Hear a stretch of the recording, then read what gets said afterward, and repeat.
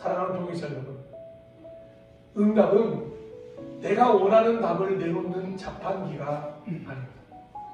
하나님의 응답은 내가 원하는 방향과 완전히 정반대일 때도 있습니다. 하나님이 허락하시는 응답은 하나님의 뜻대로 주시는 것입니다. 우리 모두는 무응답이라는 거절을 이미 응답으로 받은 적이 다들 있으실 것입니다. 그리고 우리에게 거절이라는 응답을 하나님께서 허락해 주신다는 것을 잊지 말아야 합니다.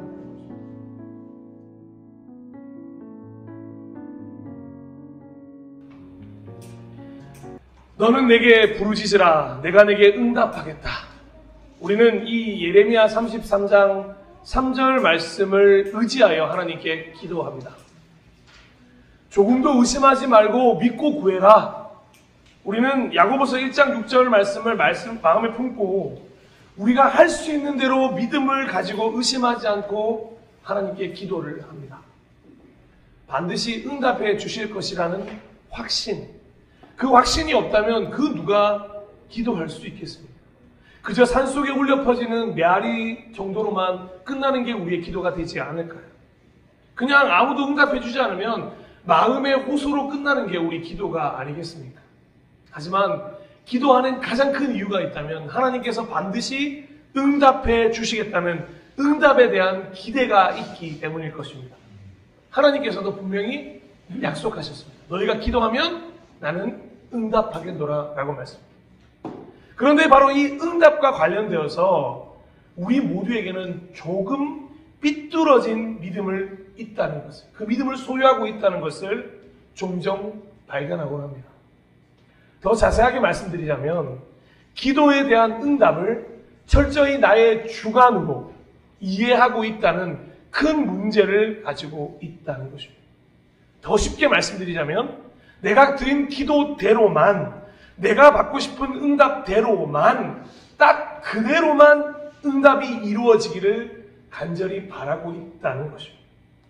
그러다 보니까 자연스럽게 무응답이라는 거절이나 단호한 거절이나 그런 무응답과 거절이라는 응답이 오더라도 그것을 응답으로 생각하지 않을 때가 굉장히 많습니다. 왜냐? 내가 생각하던 응답이 아니기 때문이죠. 무응답이라고 하는 거절이라는 거절도 도무지 거절로 받아들일 만한 믿음의 여유가 우리 안에는 없을 때가 참 많이 있습니다. 다시 한번 예레미야 33장 3절로 가볼까요? 너는 내게 부르짖으라. 내가 원하는 대로 응답하겠다라고 기록되어 있지 않습니다. 그렇게 말씀하신 적이 없음에도 불구하고 우리는 어느새 성경 구절에 내 생각을 한 움큼 집어넣고 너는 내게 부르짖으라. 내가 원하는 대로 하나님이 응답할 거라는 말씀 구절을 만들어내곤 합니다. 야고보서 1장 6절도 마찬가지입니다.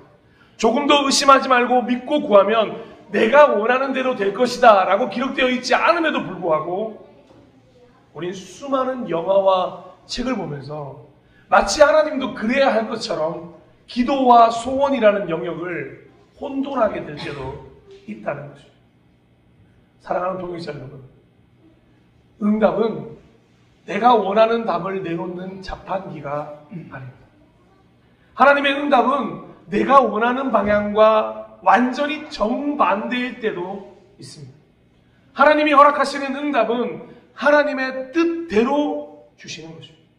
우리 모두는 무응답이라는 거절을 이미 응답으로 받은 적이 다들 있으실 것입니다. 그리고 우리에게 거절이라는 응답을 하나님께서 허락해 주신다는 것을 잊지 말아야 한다는 것입니다. 그래서 이렇게 예를 좀 들어볼 수 있을 것 같습니다. 기도라는 걸 어떻게 예를 들 수 있냐? 마치 상사가 원하는 보고서의 형식대로 맞추어 가기 위한 인턴 사원의 눈물겨운 사토라고 말씀드릴 수도 있습니다. 기도라는 거대한 방법을 습득하기 위해서 가장 먼저 해야 될 일은 상사가 시키는 대로 보고서의 제목부터 타이핑해 나가는 것입니다. 그리고 다시 상사에게 가시고 가요. 그러면 상사가 마음에 들지 않으면 다시 또 처음부터 작성하라고 말할 수 있습니다. 그게 몇 번이나 반복될지도 몰라요.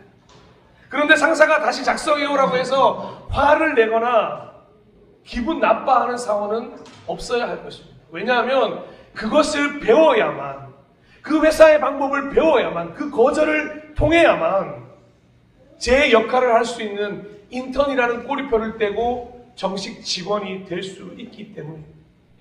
죄송합니다만 정말 열려있는 몇몇 회사를 제외하고는 인턴 사원이 자기 마음대로 보고서를 작성해서 사장에게 보고하는 회사는 없습니다.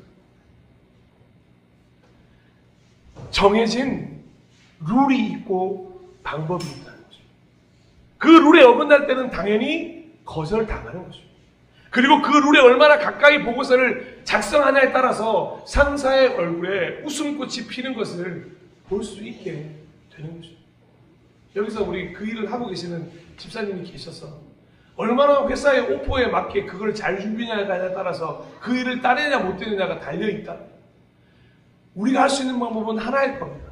그 회사가 원하는 방법대로 최대한 맞추는 방법이죠. 또 이렇게 한번 예를 들어 볼 수 있습니다. 기도의 세계라는 건 세계에서 가장 높은 산인 히말라야 산을 오르는 등반과도 같다고 말씀드릴 수도 있습니다. 히말라야 등반은 산악인이라면 누구나 꿈꾸는 등반이에요. 하지만 이런 말이 있어요. 히말라야 완등은 아무에게나 허락되지 않는다. 그렇게 말할 정도로 정말 어려운 여정인데요. 아무리 많은 훈련을 하고 아무리 좋은 장비를 하고 아무리 많은 노력을 한다고 하더라도 날씨가 허락해 주지 않으면 아무도 그 산에 오를 수가 없습니다. 말 그대로 하늘이 응답해 주어야만 허락되는 게 히말라야 등반이라는 사실입니다. 정말로 많은 거절을 경험해야만 오를 수 있다는 것입니다. 그저 하늘의 뜻에 맡긴 채 산에 오르는 거죠.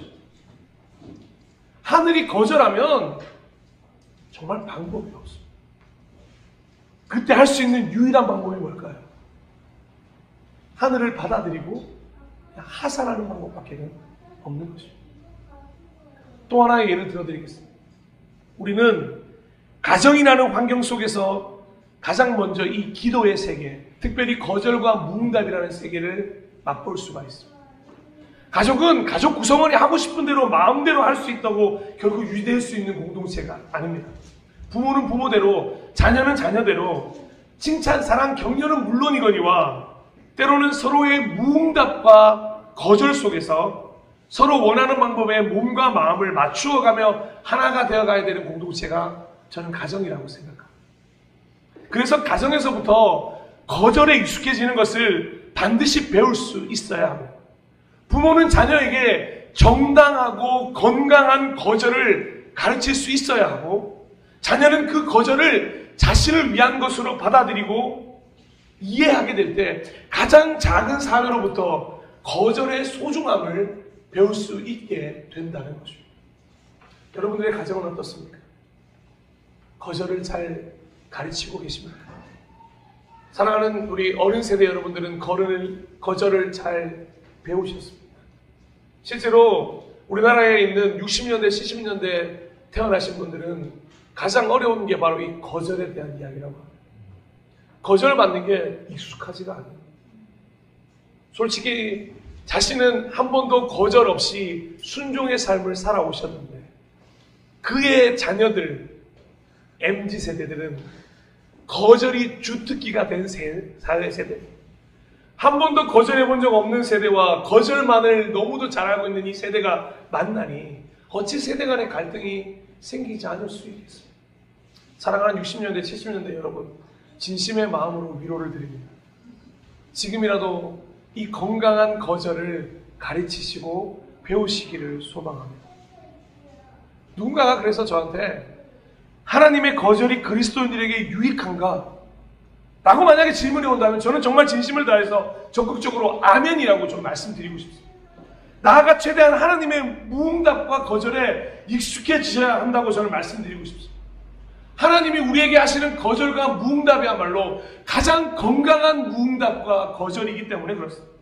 많은 무응답과 거절을 겪고 계신다는 것은 여러분이 그 신앙생활 중에 너무도 중요한 기도에 대한, 그리고 더 중요한 기도 응답에 대한 체질 개선을 진행하고 있다는 증거가 되기 때문입니다. 아직도 한 번도 거절을 경험해 본 적이 없다거나 무응답을 경험해 보신 적이 없다면 여러분은 지금 기도에 대한 체질 개선이 조금 더 되어 있지 않다는 것이죠. 그저 내가 원하는 대로만 여전히 바라고 있다는 거죠. 그래서 계속해서 무응답과 거절에 익숙해진다는 것은 무응답과 거절 속에서도 계속해서 기도해야 할 이유를 찾게 되는 것과 똑같다는 거죠.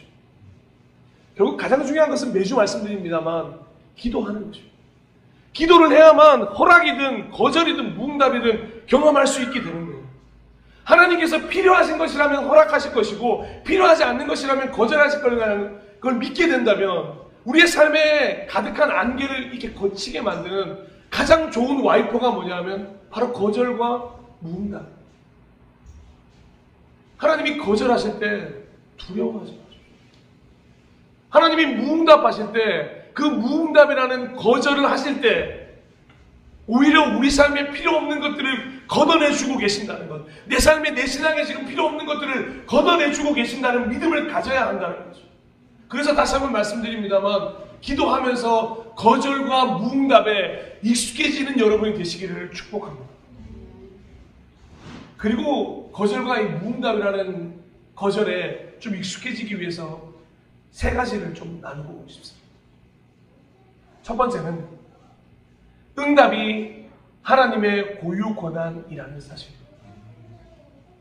기도하는 것은 우리지만 허락이든 거절이든 무응답이란 거절이든 무응답이란 기다림의 시작이든 어떠한 응답이든 간에 응답하시는 이는 하나님이시라는 관계 정립이 반드시 필요하다는 것입니다. 사실 우리의 기도를 완전히 폐기시키셔도 우리는 할 말이 없는 존재입니다. 내 고백이 내 신음이 아무리 중요하고 대단하다고 하더라도 하나님이 귀를 닫으신다고 해서 하나님 왜 내 기도에 응답하지 않고 왜 내 기도에 닫으시나요? 라고 말할 수 있는 마음, 그런 말을 할 수 있는 존재가 우리는 아닙니다. 그저 내 작은 신음에도 하나님이 응답해 주시는구나. 그 말 한마디로 은혜가 되고 감격이 되는 게 우리 존재야. 하나님 앞에 따질 수 있는 근거가 아무것도 없는 거예요. 그래서 저는 기도를 뭐라고 얘기하냐면 바통 터치라고 이야기해요. 기도하는 순간까지는 우리의 시간. 그리고는 바통을 하나님 앞에 넘겨주셨으면 이제 우리가 할 수 있는 일은 아무것도 없어요. 그 다음은 하나님의 차례. 내가 아무리 여기서 응원하고 달라진다고 하더라도 그 바통의 결과는 그 다음 바통을 준 사람만이 알 수가 있어요. 기도라는 것이 그런 것입니다. 내가 기도했지만 그것이 내게 너무나도 소중했지만 그것을 하나님께 드린 다음에는 그것은 이제 나의 것이 아니라 하나님의 것이 되었다는 것. 그토록 대단했던 믿음의 선배 다니엘도 이 문제 때문에 굉장히 고민했다는 사실을 알고 계십니다. 우리가 주만날을 통해 다니엘서를 묵상하셨을 텐데 그런 믿음의 선배 다니엘마저도 이런 거절의 하나님을 마주했다는 걸 알고 계십니다. 다니엘 12장 8절에서 9절입니다. 나는 듣기는 하였으나 이해할 수 없어서 물었다. 그래서 나는 다니엘이죠. 천사님, 이 모든 일의 결과가 어떠하겠습니까? 그가 말하였다. 다니엘아, 가거라. 이 말씀은 마지막에 올 때까지 은밀하게 간직되고 감추어질 것이다. 아멘. 여기서 가거라 굉장히 좋게 얘기한 겁니다. 가거라. 솔직히 원어는 이렇게 적혀 있습니다. 신경 꺼. 네가 알 바. 이거를 예수님이 그대로 말씀하시는데 언제 말씀하시냐면 승천하실 때 제자들에게 이렇게 말씀하십니다. 사도행전 1장 6절에서 7절입니다. 사도들이 한자리에 모였을 때 예수께 여쭈었다. 주님께서 이스라엘에게 나라를 되찾아 주실 때가 바로 지금입니까? 예수께서 그들에게 말씀하셨다. 때나 시기는 아버지께서 아버지의 권한으로 정하신 것이니 너희가 알 바 아니다. 여기 똑같이 하려면 뭐라고 유대인지 아십니까? 신경 꺼라. 그건 네가 알 바가 아니다. 사랑하는 여러분, 응답은 하나님의 고유 권한이지 우리가 컨트롤할 수 있는, 좌지우지할 수 있는 것이 아니라는 걸 반드시 처음으로 기억하셔야 합니다. 그럼 두 번째는 뭘까요? 두 번째는 무응답과 거절 또한 모두 나를 위한 것이라고 하는 절대적인 믿음을 가지셔야 한다는 것입니다. 하나님은 다니엘에게 응답이 하나님의 고유 권한이라고 방금 어떤 말씀을 통해서 가거라라고 말씀하셨습니다. 동시에 그것을 인정하는 다니엘에게 또한 주시는 말씀이 한 구절 더 있었는데 다니엘 12장 13절이었습니다. 너 다니엘아, 너는 끝까지 신실하여라. 너는 죽겠지만 끝날에는 내가 일어나서 내게 돌아올 보상을 받을 것이다. 아멘. 신경 꺼! 하지만 그건 다 널 위한 일이니 끝까지 끝을 모르더라도, 갈 바를 알지 못하더라도, 그 끝이 무엇인지 아무것도 모른다고 할지라도 끝까지 신실해야 된다고 말씀하시는 거죠. 기도에 대한 응답에서 우리는 절대적인 믿음을 배울 수 있습니다. 응답은 하나님의 고유 권한이기 때문에 우리가 어떻게 할 수 없다고 말씀드렸잖아요. 그러니 응답하시는 하나님의 뜻을 겸허히 받아들이는 것뿐만 아니라 끝까지 신실함으로 반응해야 한다. 그리고 그 응답이, 그 기쁜 뜻이 오롯이 나를 위한 것이, 그러니 끝까지 신실하게 유지해 갈 수 있는 힘이 필요한데 바로 그것을 믿음이라고 말하는 거죠. 사랑하는 여러분, 믿음이 다른 것들이 아닙니다. 믿음이 언제 발현되는 줄 아십니까? 이 무응답과 거절 속에서 발현되는 거죠. 여러분, 믿음의 사람이 어떤 사람인 줄 아십니까? 똑같이 거절을 경험했지만 한 사람은 여전히 변함없이 신실하게 하나님의 길을 걸어가는 사람이고 한 사람은 돌아서서 자기의 길을 걸어가는 사람입니다. 그러면 믿음의 사람이 누구인지 여러분은 너무도 잘 아시지 않겠습니까?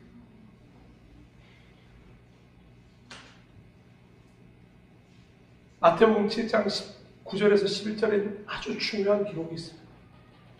너희 가운데서 아들이 빵을 달라고 하는데 돌을 줄 사람이 어디에 있으며 생선을 달라고 하는데 뱀을 줄 사람이 어디에 있겠느냐. 저는 그 다음 말이 너무 기가 막힐 정도로 좋습니다. 너희가 악해도 너희 자녀에게 좋은 것을 줄 줄 알거든. 솔직히 부모로서 아무리 어려워도 자식들에게는 좋은 것을 주고 싶어. 제 자신이 너무 악한 걸 알고 있거든요, 가끔씩. 그럼에도 불구하고 우리 자식들에게는 좋은 걸 주려고 애를 씁니다. 근데 그 다음 구절이잖아요. 하물며 하늘에 계신 너희 아버지께서 구하는 사람에게 좋은 것을 주지 아니하시겠다. 사랑하는 여러분, 여러분들에게는 이 믿음이 있으십니다. 우리가 이 믿음이 없기 때문에 구하지 못하는 건 아닙니다. 거절이 두려운 이유가 뭐고 무응답이 두려운 이유가 뭐겠습니까? 아버지께서 구하는 자에게 좋은 것을 주겠다는 믿음이 우리 안에 없기 때문에 어느 순간부터 우리는 구하는 것을 두려워하고 무응답을 두려워하고 거절을 두려워하게 되는 건 아닙니다. 여러분, 우리는 악한 부모임에도 불구하고 자녀들에게 좋은 것을 줄 줄 압니다. 이번에 설날에 내려갔는데 냉장고를 다 비우고 돌아왔어요. 그냥 양쪽 집에 가면 그냥 가득했던 냉장고가 다 텅텅 비어요. 이유는 한 가지입니다. 자식들한테 주지 못해서. 집사람이 맨날 후라이팬 노래를 부르거든요. 저희 집 후라이팬은 오래된 후라이팬이기. 그러면 제가 얘기합니다. 추석과 설을 기다리라고.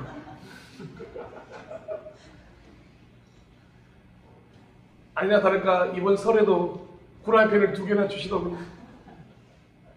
좋으시다니. 기도했거든요. 하나님 기왕 주실 거 2개 주세요. 여러분, 별거 아닌 것 같으시죠? 여러분, 이번에 가셔서 얼마나 많은 것들을 바리바리 싸우셨습니까? 그 좋은 곳으로 주실 줄 아는 분들이 여러의 부모님들이라면 진짜 우리 하늘에 계신 하나님께서는 우리에게 어떤 것을 주시기를 원하시겠습니까? 가장 좋은 것으로, 오롯이 나를 위한 것으로 채워주고 싶어 하지 않으시겠습니까? 자녀들이 오해하기 때문에 자꾸만 구하지 못하는 것 아니겠습니까? 이 절대적인 믿음을 소유해야만 우리가 기도의 자리로 나아갈 수가 있는 거죠. 거절으로 인해 찾아오는 부담감 때문에, 두려움 때문에 기도의 자리를 떠나는 게 아니라 오히려 나를 위한 거절임을 아는 이들은 더욱더 기도하게 돼서 인내를 온전히 이루게 되는 것 아니겠습니까? 사랑하는 여러분, 무응답과 거절 속에서 우리가 배워야 될 것은 인내를 온전히 이루는 방법입니다. 그리고 거절은 절대 단절이 아님을 기억하셔야 합니다. 아까 60년대, 70년대 분들 말씀드렸잖아요. 왜 거절이 두려운 줄 아세요? 이분들이 거절이 끝인 줄 알아요. 거절을 당하면 그걸로 전부 끝나는 줄 알아요. 하나님은 그렇지 않습니다. 사랑하는 여러분, 거절은 절대 단절이 아닙니다. 하나님은 그 거절을 통해서 하나님의 나라와 뜻을 구하는 우리의 방향성이 더 선명해지길 바라는 것이지, 더 이상 기도하지 말라고 보고서를 집어던지는 그런 악덕 상사가 아니라는 겁니다. 성경에 등장하는 하나님이 사랑하는 사람들, 하나님을 사랑했던 사람들, 수많은 믿음의 선배들도 이 거절을 수도 없이 경험했다는 것을, 그리고 그 거절을 통해서 만들어졌고 거절을 통해 믿음의 사람이라는 이름을 얻었다는 것을 절대 잊지 말아야 한다는 것입니다. 사실 거절이 만들어낸 믿음의 사람이라고 해도 될 만큼 거절이라는 건 늘 우리의 믿음과 동행해야 한다는 걸 꼭 기억하셨으면 좋겠습니다. 마지막으로 세 번째, 거절도, 특별히 무응답도 응답이라는 것을 잊지 않으셨으면 좋겠습니다.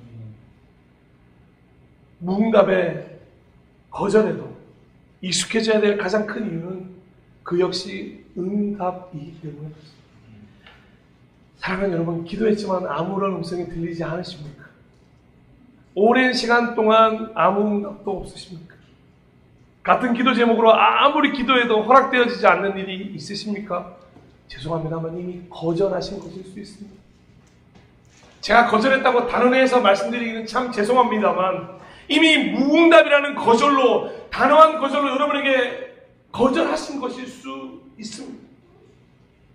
내가 원하는 방법대로 허락되어지지 않는다고 해서 응답하지 않으신 게 아니라, 왜냐하면 하나님은 지금도 살아계셔서 우리에게 기도에 귀를 기울이고 계시거든요. 그 기도가 필요하다면 이미 진작 허락해 주셨을 것입니다. 제가 중학교 3학년 때 교회에 처음 나갔을 때 교회에서 부모님의 전도를 위해서 기도해야 된다고 말씀하셨습니다.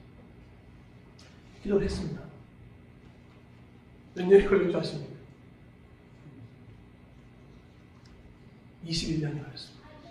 그것도 아직 아버지는 마음을 열지 못하시고, 어머니께서는 교회를 나가 이제 교회가 아닌 삶을 상상할 수 없을 정도로 교회에 가까이 다가서셨어요.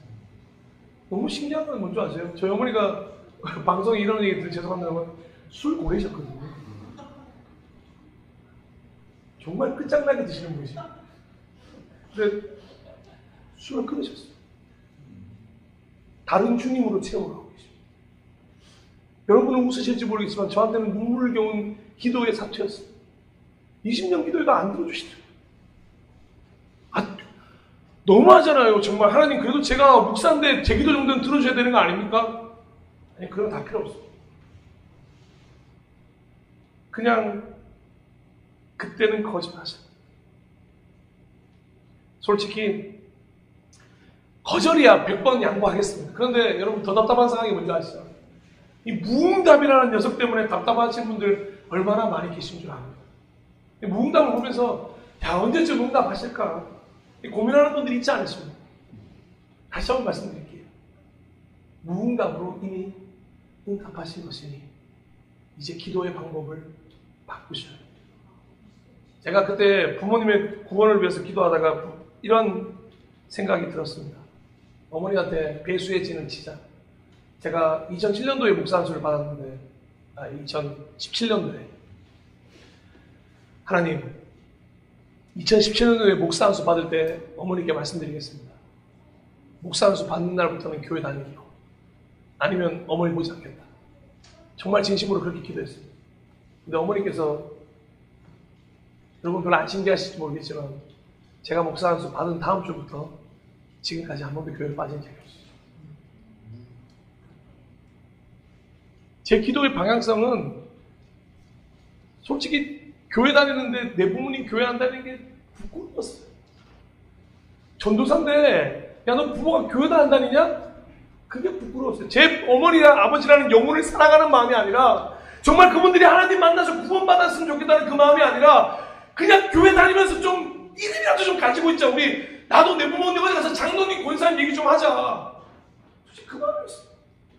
근데 기도를 바꿨어요. 하나님, 저 영혼을 구원해 주세요. 근데 하나님은 기가 막힌 때 기가 막힌 방법으로 그렇게 인도하시더라고요. 결국 무응답이 우리를 무시하거나 우리를 싫어서 일어나는 일이 아니고 오히려 우리에게 더 깊은 묵상이 필요하다고 말씀하시는 것은 아닐까 한번 우리는 고민해 봐야 된다는 것입니다. 무응답이 올 때 우리에게 필요한 건 믿음이지 불평이나 원망이 아니라는 사실입니다. 스스로 인내를 배워야 하는 시간이고 자연스럽게 그 사실을 알 때까지 오묘하고 신비하게도 그때는 거절이었지만 시간이 흘러 다른 때에는 허락이 될 때도 있음을 경험하게 되는 여러분이 되기를 소망합니다. 그래서 여러분 이 기도가 이 무응답이 여러분의 삶에 간증으로 수도 없이 드러났으면 좋겠어요. 신기하게도 사도행전을 보시면 누가복음 끝나고 사도행전을 보면 제자들이 함께 예루살렘에 모여서 밤낮 기도하는 이야기가 등장합니다. 그래서 사람들은 금방 교회가 이루어질 거라고 생각을 했습니다. 그리고 뭔가 어마어마한 일이 벌어지고 성령님 막 임재하시고 정말 폭풍 같은 일이 벌어질 거라고 생각했어요. 하지만 죄송합니다만 몇 달이 흐르도록 아무 일도 벌어지지 않았습니다. 사도행전 1장 2장이라고 해서 시간이 1시간 2시간이 흐른 게 아니었어요. 몇 날 며칠 많은 시간들 예수님이 승천하신 지 오래되고 나서도 아무 일도 벌어지지 않았습니다. 그저 모여 함께 기도했던 게 다였어요. 꽤 오랜 시간 무응답 속에서 기도했다는 것입니다. 그런데 그들이 만난 게 뭔지 아십니까? 사도행전 2장 1절에서 2절. 마침내 오순절이 되어 신도들이 모두 한 곳에 모였는데 갑자기 하늘에서 세찬 바람이 부는 듯한 소리가 들려오더니 그들이 앉아있던 온 집안을 가득 채웠다. 아멘. 바로 마침내의 시간을 만나게 된다는 것입니다. 우리 모두 무응답 속에서 계속 기도함으로 하나님의 때에 하나님의 방법대로 이루실 그날을 비로소 마침내 꼭 만나게 되시기를 축복합니다. 그래서 무응답도 응답이라는 걸 좀 배웠으면 좋겠어요.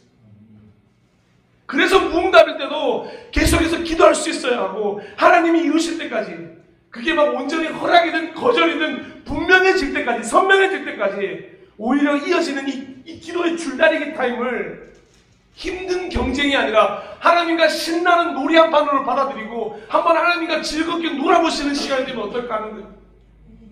우리 사랑하는 다음 세대 여러분, 여러분의 기도가 쉽게 응답되지 않을지도 모르겠습니다. 취직을 두고 기도하시는 우리 청년 여러분 쉽지 않죠. 마치 어려운 줄다리기를 하듯이 왜 내 뜻대로 이루어지지 않냐 답답하실 겁니다.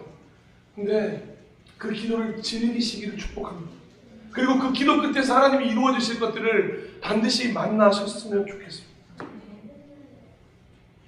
바로 오늘 함께 나눴던 말씀 시편 88편이 이 거절과 무응답에 익숙한 한 신앙인의 기도 중에 대표 주자라고 말씀드릴 수 있습니다.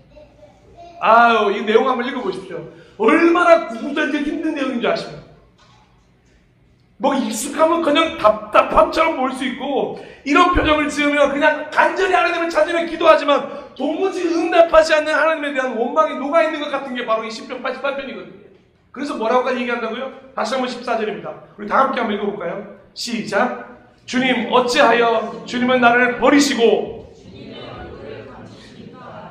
오직 어둠만이 자기의 친구라고 표현하는 이 시편 기자를 보면서 대체 우리는 어떤 묵상을 해야 된다는 겁니다. 왜 이런 구절이 성경에 등장하는 것일까요? 왜 하나님은 이 시편 기자에게 응답하지 않을까 원망해야 될까요? 하나님은 이렇게까지 기도해도 첫 새벽에 기도하고 간절히 기도해도 응답하지 않는 분이시구나 실망해야 될까요? 아닙니다. 오늘 이 막막한 구절들로 빽빽한 이 시편 88편을 보면서 우리가 묵상해야 될 것은 이 시편 88편의 제목입니다. 이 시편 88편의 제목이 뭔지 아십니까? 고라 자손의 찬송시 곧 에스라인 해말의 마스길 이게 제목입니다. 여기 고라 자손 저기 에스라인 해만 이거의 이름에 눈길이 뺏기지 마세요. 여기서 중요한 두 단어는 찬송시라는 것과 마스길이라는 단어에 여러분 주목하셨으면 좋겠습니다. 이 시편 88편이 뭐라고요? 찬송이라는 것이. 이 원망 가득해 보이고 실망 가득해 보이는 이 한 구절 한 구절이 하나님을 높여드리는 찬송이라는 것입니다. 쉽게 말씀드리면 이 시편을 만들어놨으니 이스라엘 백성들한테 성전에 올라가면서나 아니면 여러분이 살면서 이렇게 노래하라고 시편을 만들었다는 얘기입니다. 주님 어찌하여 주님은 나를 버리시고. 네. 갑자기 안국민을 붙여보는 겁니다. 주님의 얼굴을 감추십니까? 이렇게 노래를 부른다는 얘기, 이게 말이 됩니까? 제가 첫 새벽에 부르짖었더니 응답하랍니다. 이런 걸 노래. 이게 말입니까? 이게 찬송이에요? 여러분, 이게 찬양입니까? 이런 말도 안 되는 걸 찬송시라고 하는 거예요. 시편 150편 중에 이걸 노래로 지어서 부르라는 거예요. 자신들에게 뭐라고 표현하냐면 이렇게 마음껏 토로할 수 있도록 정말로 하나님을 정말 내 주변까지 끌어내려서 내 마음을 다 토로해놔도 될 정도로 이 아이는 하나님이라고 이렇게 마음껏 외치면서 기도하라고 이걸 찬송으로 만들어준다. 여러분, 우리 이렇게 기도하시는 분 없잖아요. 오늘 오전 집사님이 나오셔서 기도하자마자 주님 어찌하여 나를 버리시고 그냥 안 했어요. 그럼 다들 막 얘기 우리 거리고 그러실 거예요. 근데 그런 게 안 하시거든요. 막 일단 천지만물 한번 돌고 와서 막 우주 한번 병치하시고 북한 한번 때려주고 막 이래야 되거든요. 이 말은 오해하지 마시고 그냥 장난치는 겁니다. 근데 사랑하는 여러분, 이게 찬송이 아니에요. 제목을 찬송시라고 갖다 붙여놨다. 그저 원망이고 답답하면 토로라고 끝날 말들이 아니라 그 시편에 수록되지 못할 말이 아니라 당당히 시편 150편 중에 88편이라고 하는 아주 중요한 구절이 딱 하고 자리에 잡고 있다는 거죠. 그래서요, 이 찬송시다는 다음에 하나 더 이렇게 했죠. 마스길이라는 단어를 주목하죠. 마스길이 뭐냐? 마스길은 시편 32편을 시작으로 해서 총 13편이 등장하는데, 마스길이 뭐냐면 오래 묵상 후에, 즉 계속해서 반복하여 기억하고 묵상한 후에 경험하게 된 교훈을 마스길이라고. 그러니 아주 오랜 신앙 경험을 통해서 깨달은 것들을 후대에 나누어주고 싶은 교훈이다. 원망과 눈물과 그런 것들이 가득했지만 자신이 깊이 깨달았기에 후대와 함께 나누고 싶은 교훈이 마스길이라는 것입니다. 이 구절을 어떻게 후대에 나누고 싶습니까? 자, 우리 가인이 후민이에게 주겠습니다. 이 말씀을. 주님 어찌하여 주님은 나를 버리시고 주님의 얼굴을 감추시면 오늘부터 마음속에 간직하고 계십시오. 이걸 어떻게 전해줍니까? 근데 이걸 마스길이라고 표현하는 가장 큰 이유는 우리가 너무도 중요해서 1절부터 등장하는 이 구절을 보고 시작해야 합니다. 우리 다 함께 이 구절 1절을 한번 읽어보도록 하겠습니다. 시편 88편 1절입니다. 시작! 주님! 구원하신 하나님! 낮이나 밤이나 내가 주님 앞에 부르짖습니다. 아멘! 이미 하나님은 어떤 하나님이시죠? 구원의 하나님이시라고 믿음으로 고백하고 시작하는 겁니다. 낮이나 밤이나 내가 주님 앞에 부르짖습니다. 하지만 당신이 거절하셔도 괜찮아요. 당신이 무응답하셔도 괜찮아요. 그래도 당신은 나에게 구원의 하나님이십니다. 라고 이미 1절에서부터 고백하고 있기에 이걸 뭐라고 부른다고요? 찬송시이고 마스길이라고 부릅니다. 수많은 거절과 무응답 속에서도 하나님을 찬양하는 모습을 보이는 게 이 시편 기자 저자라는 얘기입니다. 그래서 원망으로 보이는 이 수많은 글귀들도 모두 오히려 찬송으로 다 만들어 버리는 것입니다. 설교를 마무리하겠습니다. 우리가 살아가다 보면요, 이 시편 88편과 같은 고백을 할 때가 반드시 찾아오시고 이 한 구절 한 구절이 뼈에 사무치도록 와닿을 때가 있을 겁니다. 이거 내 이야기구나. 그런데 그 고백이 찬송이어야 한다는 것입니다. 나를 구원하신 하나님에 대한 간절한 기도여야 한다는 것입니다. 그래, 이 저자도 이렇게 기도했구나. 그럼 나도 이렇게 기도하며 하나님의 은혜를 구해야지. 구원하시는 하나님 앞에서 흔들림 없이 드려야 할 진심의 고백이어야 한다는 것입니다. 비록 거절처럼 보이고 무응답처럼 보이지만 오히려 그 상황에 익숙함으로 구원하실 하나님을 기다리는 우리 모두가 되기를 축복합니다. 왜냐하면 반드시 구원하실 것이기 때문에. 이스라엘 백성들에게는 이 절대적인 믿음이 존재했거든요. 지금도 존재해요. 제가 이스라엘 백성들한테 배우고 싶은 믿음이 뭔지 아십니까? 지금도 그들은 하나님에 대한 절대적인 믿음을 소유하고 있습니다. 우리도 소유해야 할 줄로 믿습니다. 아무리 절망 찾아오고요, 모든 것이 끝난 것 같고 도무지 살아갈 이유를 찾지 못할 때도 하나님마저 응답이 없는 것 같아 보여도 10병 80만병 펼쳐놓고 눈물을 흘리면서 같이 이 찬송을 찬송했으면 좋겠습니다. 비록 미래를 알 수 없지만 지금은 거절이고 무응답이죠. 그럼에도 계속해서 기도하시지 않으시겠습니까? 말씀드린 대로 응답은 하나님의 고유 권한이고 무응답과 거절은 모두 우리를 위한 것이라는 믿음을 소유해야 합니다.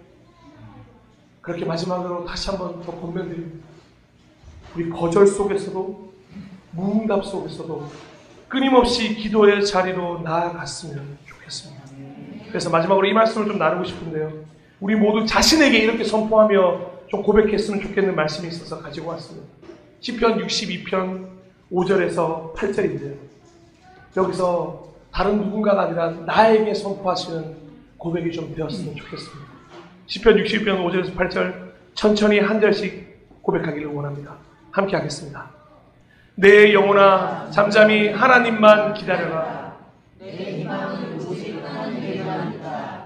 하나님이 나의 반석, 나의 구원, 나의 요새이시니 나는 흔들리지 않는다. 내 구원과 영광이 하나님께 있다. 하나님은 내 견고한 바위이시요 나의 피난처이시다.